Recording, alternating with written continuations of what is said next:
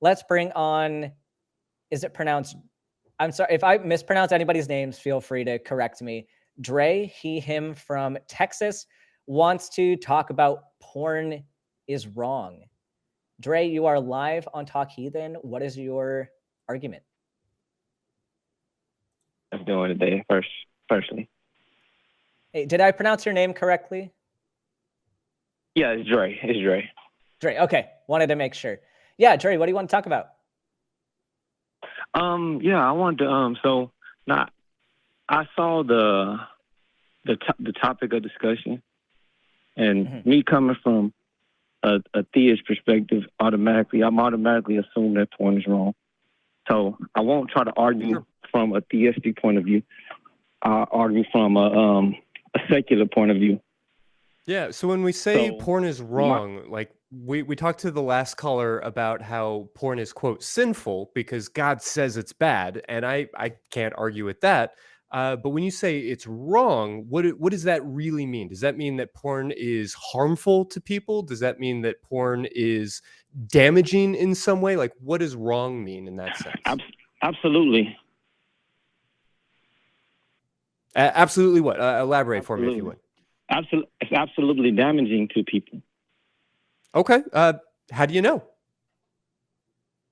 Because just from a historical standpoint, no society has ever been able to build upon a foundation of hedonism. So the act of putting pleasure first has always destroyed societies in history, throughout all of history. So I only say this because the reason I want to tie in how porn is damaging, because porn relies on the objectification and the commodification of sexuality, when sexuality is something that's personal and it's intimate. So let me jump in right there, because I feel like that premise alone is enough to keep us talking all day. Why is porn only, or rather sex, why is sex only supposed to be about intimacy? Where is that written? Who declared that, and whose best interest did they have in mind? Obviously, you can have sex that is commodified. Obviously, you can have sex that isn't intimate, and plenty of people do. So when you say you can't, what is it that you actually mean here? I'm not saying that you can't. I'm just saying but shouldn't serve the greater good. It doesn't serve the greater good of humanity. That's what I'm trying to argue. Okay, I mean, how does me going and playing golf for 8 hours, how does that further humanity in any sort of useful or meaningful way? How is me playing golf any better for society than me masturbating to pornography for 8 hours? Because the implications of golf being perverted are low. The implications of sex being perverted are high. I mean, and are we're dangerous. Talking about a sport that has a lot of classism. We're talking about a sport that has a huge environmental impact. I mean, golf can be really, really problematic to society. Wait. The implications of sex being perverted is, for one, and this is a huge problem that we have. We have a problem with child pornography. We have a problem with sex trafficking, and we have a problem with rape. We have sex. The perversion of sex is totally different from the perversion of something like golf. Golf isn't a perversion of nature. If we want to, take that point, like I'm still trying to figure out how pornography leads to any of the social ills that you're talking about. It reminds me at the start of the call when you were talking about how a society built on hedonism is going to be destroyed. And I have to ask, like, what society on a long enough timeline hasn't been destroyed? There have been plenty of societies throughout time and history and culture that have had quote unquote hedonism, that have had beautiful gardens, that have had vineyards for growing wine and all of these kinds of things. And eventually all of those societies get destroyed. Is that because they were too hedonistic? I mean, what do these things mean? Yes, but personally, I want to say hedonism is a part of why you get destroyed, because I think when people become too obsessed with pleasure, they put their purpose on the back end, and infrastructure starts to crumble. Yes. So if we all spent like 40 hours a week playing golf and none of us participated in life or were raising our children or educating ourselves or performing labor, then our society would crumble. Similarly, if we all decided to spend 40 hours a week watching pornography, our society would kind of crumble. But I'm struggling to figure out any differences here between pornography and golf. If you want to be totally honest with yourself, golf is not nearly as fun as sex. It's not nearly as pleasurable. So that is the equivalency that you're trying to make. It doesn't. I mean, we should only do boring stuff. That sounds like a personal God hates opinion. Happiness. But like, let's take any hobby, and like going along the lines that Christy was saying, like, so I'm a doctor, right? So I do a lot of very important work for society throughout the week, and it gets very excessive sometimes. Like, there's a role in everybody's life for pleasure and for a little bit of hedonism, and we're not saying that. I don't think any of us here is going to say that your entire life should be based on just doing what's fun and abandoning what needs to be done to further humanity. None of us are making that assertion, but we're saying that sometimes it's a good idea for people to have outlets for social functions, outlets for sports, outlets for sexual pleasure. These are all necessary things for humanity. And I think Christy especially would advocate that, like, having your sexual needs met leads to humans in general being more productive in their society.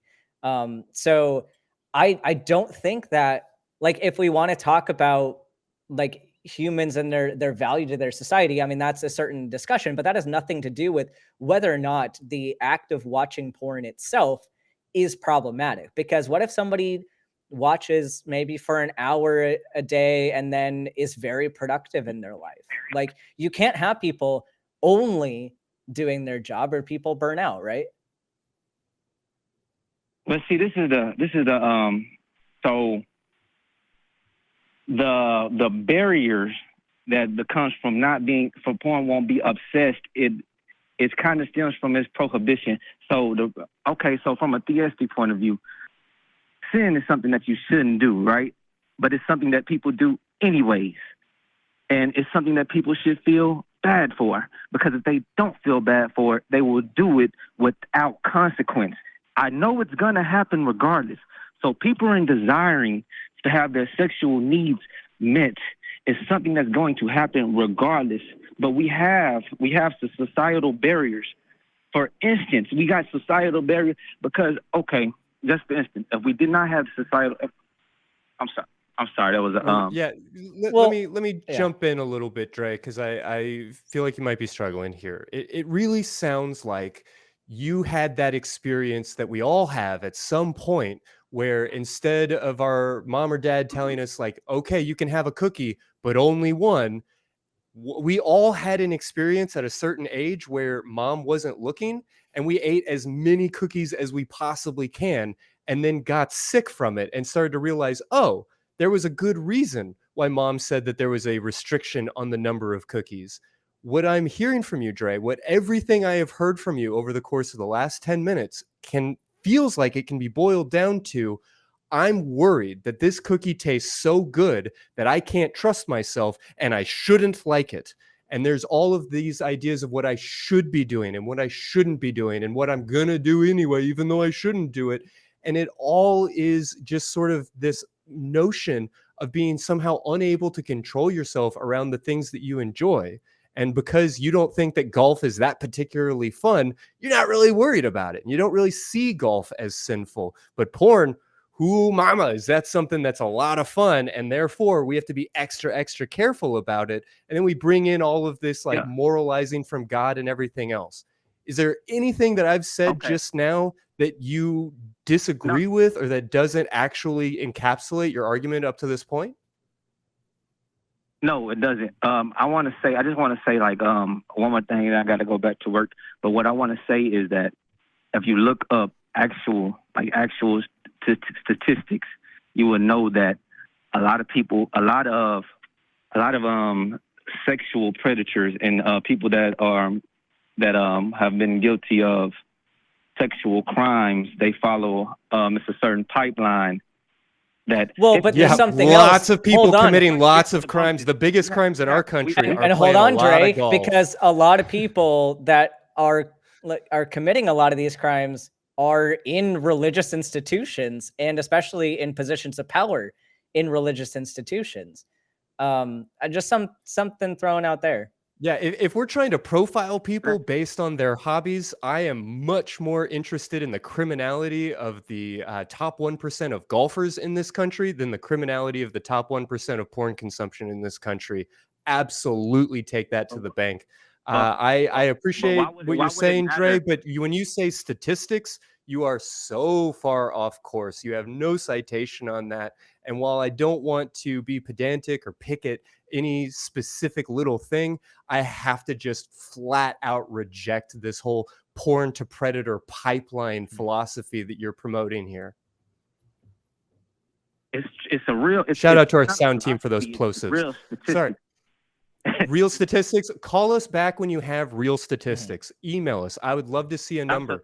tv@atheist-community.org. I will be sitting here with bated breath, desperate to see that research study, because I have spent so much of my career trying to find those numbers that everybody says are out there that I swear to you do not exist.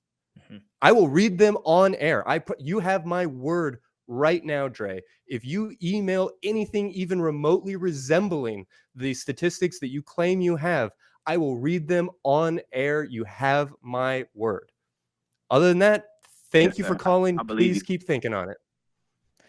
Yeah, thank you for calling in. We love to hear back from you, and I hope you have a good rest of your Sunday.